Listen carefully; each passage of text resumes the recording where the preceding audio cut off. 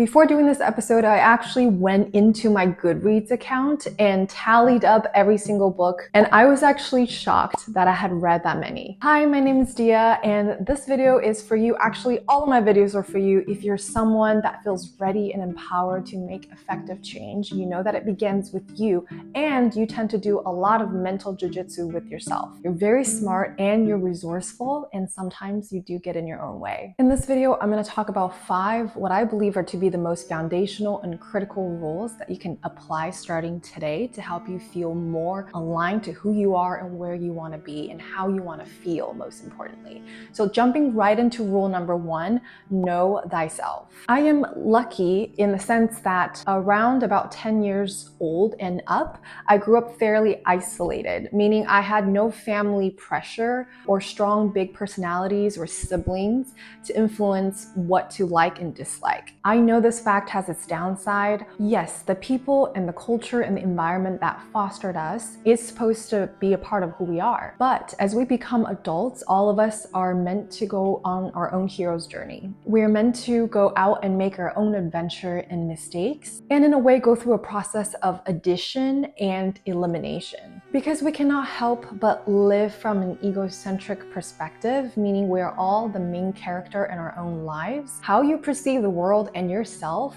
how strong your core is, will significantly impact your life in general, your relationships with others, and the types of experiences that we will have. Very recently, I was doing a lot of job interviews. Some of the questions that will inevitably come up are things like, what are your strengths? What do you bring to the table? And what are your weaknesses? Or in a different situation, imagine you're applying to a university and there's 2 applicants that both have 4.0 GPAs, both have pretty interesting life stories and backgrounds, but what's going to make them different is how they've interpreted, how they've made sense or made meaning of their unique experiences. Just like the job interview examples, it's super important to know your strengths, but also to be aware of your weaknesses. You can coach or train or teach a lot of skills, but the character, the essence of who you are, that is completely in your hands. I find that knowing ourselves and continuing to know ourselves helps build self-confidence. If you're able to claim all the good and quote-unquote bad parts of yourself, no one can knock you down. I like to think of it as claiming all these parts of yourselves in a really playful way. You know, the person or the friend that you just love because no matter if they're receiving a compliment or a constructive criticism, they're just able to take it always with a sense of grace or humor. That's what I mean by playfully claiming all parts of you. For example, I really had to work on this idea that I could be selfish at times. I used to get really offended if anyone ever associated me to that trait. I would fight them on it because I didn't see myself that way. But the reality is I absolutely can be selfish at times. And once I was able to claim that part of me, not that I'm a selfish person, but that I can be sometimes, the next time someone says to me, hey, I think you're being a little selfish, I can go, oh, what's going on? Like, let's continue this inquiry. And in this way, you won't feel bad about yourself because you've already claimed those parts of you with non-judgment and compassion. This can also go the other way. If you are actually somebody that has a hard time accepting compliments, if you've heard it a few times, especially if you've heard it from different people, it's probably time to start accepting those beautiful parts of who you are. Knowing ourselves is incredibly important, but there's a balancing act, which leads me to the second rule. Remain curious and open to change. I used to struggle with this a lot. There is this paradox between being authentically me and wanting to make a change. And I've finally made up my mind. There are going to be people who will literally use the sentence, this is just who I am. And props to them. I encourage them to live the life that works for them, but I do not want to be that person. I can have firm opinions and beliefs, but I can still leave a little crack in the door. 2 of the characterization of scientific theory is falsifiability and not absolute truth. Falsifiability means that it can be tested and potentially disproven by new evidence. And not absolute truth means that scientific theories and our understanding of our universe is the best explanations that we have today based on current evidence and can be modified or replaced if new evidence emerge. As someone who is open to change, does not mean you're a shifty person that's constantly changing yourself, putting on a face, or trying to please everybody. It means that you stand firm in who you are today, right now, with your beliefs and opinions and your ideas, and you're open to hearing something different and changing your mind later. You know how there's an analogy about being the rock or the water? And typically in these analogies, the water is seen as the go with the flow characteristic and applauded. I think actually we can be the entire river. The rock represents when we are firm in our opinions and beliefs, and the water is when you evidence emergence and we learn to go with the flow. So in essence, we can be the whole river. If you've also felt the struggle of wanting to be authentically you and claiming all of you and proudly say this is who I am, yet there's also a desire for you to want to grow and change and evolve, this is how you can reframe it. Because at the end of the day, whatever version of you become is authentically you. A lot of times we are held back by these outdated ideas that we have about ourselves, and sometimes even outdated ideas other people have about us. You know, when you're in the presence of someone who truly looks up to you and they think the world of you, you feel confident. You feel more like yourself or who you want to be. Conversely, if you're in the presence of someone who says, oh, I know you so well. For example, you've been wanting to implement this new workout and this person says, oh, I know you so well. You'll never get off the couch. And it just doesn't feel good because they're holding on to this old idea of you, even though you are actively working towards a new version where you want to go. I read this incredible comment that someone made on another person's video recently. Don't let others hold you hostage to past versions of you. Third rule is my current favorite rule, which is this idea of not my task. And this is, of course, inspired by the book Courage to be Disliked. Totally forgot to mention that I spent hours curating a recommendation book list, and it is linked down below, completely free if you want to check it out. Here's how I want you to imagine this. You as an entity, imagine there's this bubble, this circle around you. How you choose to dress, how you choose to look, what you say, how you think, how you react or respond, all of those things are your tasks. You're responsible for that. We should be responsible and accountable for that. How anybody thinks of you, whether they receive you positively or negatively, those are not our tasks. We simply cannot control them no matter how hard we try. We might draw love and repulsion. We might draw excitement or indifference by just being who we are. We simply cannot be everyone's cup of tea, I think, nor should we want to. It's like that quote, to be liked by all but loved by none. Honestly, I still struggle with this sometimes, especially for people in relationships that really care about, because who doesn't want to be seen for the best version of who they are? Who doesn't want to be appreciated and loved and understood? But I continue to drill this into my head, which is that I have absolutely no control over how other people respond to me, and it is a burden onto myself, and the other person will also rebel against you because it's going to feel like you're trying to control them or manipulate them. And we're left exhausted, trying to over-explain ourselves, overthinking in our head, ruminating. It is such a burden to try to do other people's tasks. So take full responsibility and accountability of who you are in your actions and your words, but then imagine it as an energy wave that you send out into the world.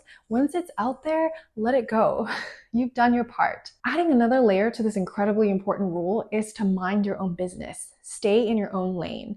Now, I don't mean that you don't care about people or the world at large, but we have such precious, limited time and resources and energy, and a finite amount of mental real estate.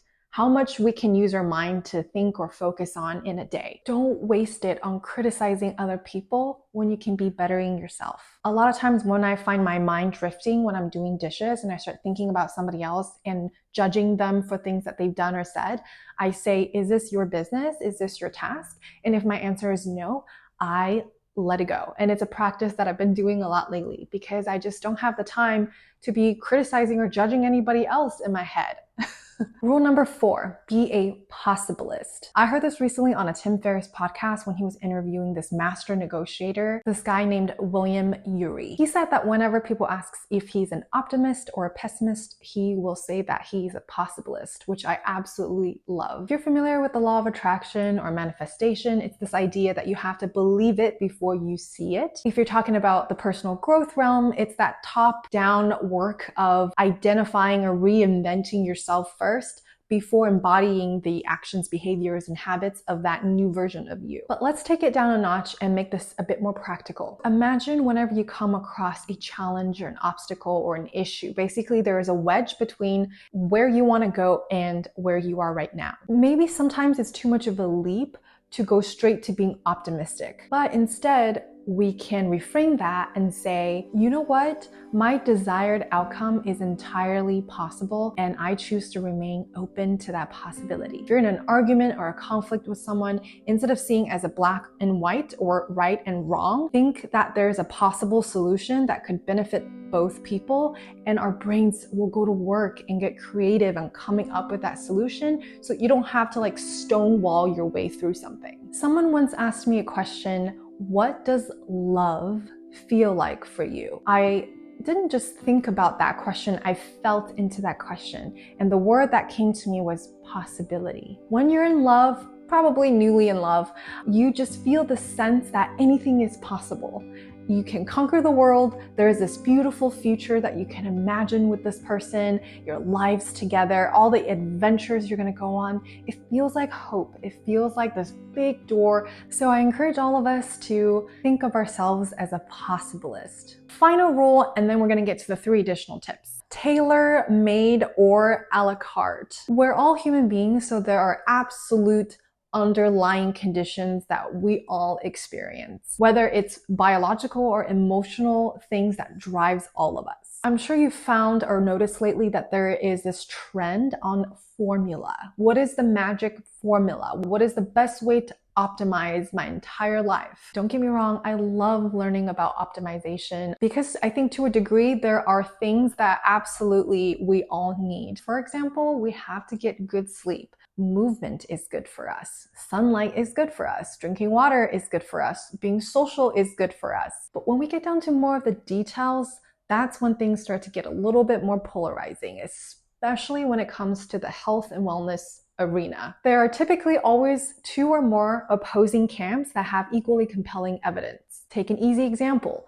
Vegan diet versus a carnivore diet, Pilates versus weightlifting. We live in a time where information comes in waves of overwhelm versus helping us seek clarity. It is more important today now than ever to apply rule number 1, which is to know ourselves. Something that might work for somebody else might not work for you. And we can't try to shove ourselves into every new trend that pops up. Think about fashion trends. They change all the time, but not every trend looks good on us. It is so important to figure out and to custom tailor something that works for you. And not only that, know that it works for you, but it might not work for someone else. Stay in your own lane.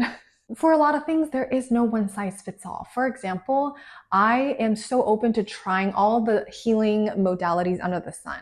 Breath work, I've tried quite a few times. Not for me. Now, this doesn't invalidate the practice, and it doesn't mean I'm not going to try it more. I will. But for now, I just don't get it the same way that other people do. Pilates is really popular right now, but I also still love weightlifting. A lot of people hate running, and I love running. There has to be a place of center, of anchor, where we can listen to our own inner compass. Because there is just so much information, so much scientifically backed, proven data and trends that we can access. Just as a bonus, because how can you just list 5 rules to live by? I just wanted to add these 3 fundamental things as extra bonus. Number 1, do our best to get over ourselves and request honest feedback from trusted friends. Number 2, move your body. Doesn't matter how, but I truly believe movement is vitality. And the less we move, the less we're gonna want to move. Number 3, learn how to feel your feelings again. This is something that I really had to come to face with as someone who felt so overwhelmingly immense emotions as a kid. Maybe you resonate with this as a kid or as a teenager, which is natural. I didn't even realize that over time, I probably have these unconscious protectors that has come in and shielded me from feeling things. I don't even realize I'm doing it. It's not like I'm consciously pushing away any feelings, but there will be times when I just feel the need to have a good cry. And it feels kind of tragic, but sometimes I have to put on a movie that makes me cry, that open the floodgates, and then I can eventually cry about myself. Allowing feelings and energies to move through us is the only way for them to dissipate. If we repress, shove, push away, we become emotionally or energetically constipated. But you don't even realize it because we're not taking that proper time to check in and unpack. And I don't think any of us want to be constipated for a really long time and then just like let it all out. You know what I mean? So if we can find a practice that allow us to just be more porous, allow feelings to come up and witness them and let them go, let them through, then we won't be as constipated. We must learn to stand comfortably with competing ideas.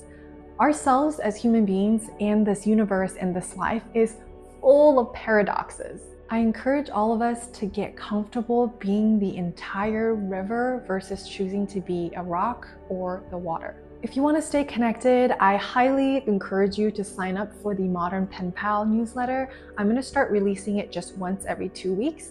And basically, I'm going to include different sections of things that I've been really enjoying, thoughts, ideas, just really cozy and fun. My newsletter used to be quite serious and I've decided to restructure it. So now is the perfect time to get on that list. And it's where I'll also be announcing the newest projects, things like wanting to start a community for people that are like-minded or like-spirited. Make sure to find the link down below. Until next time.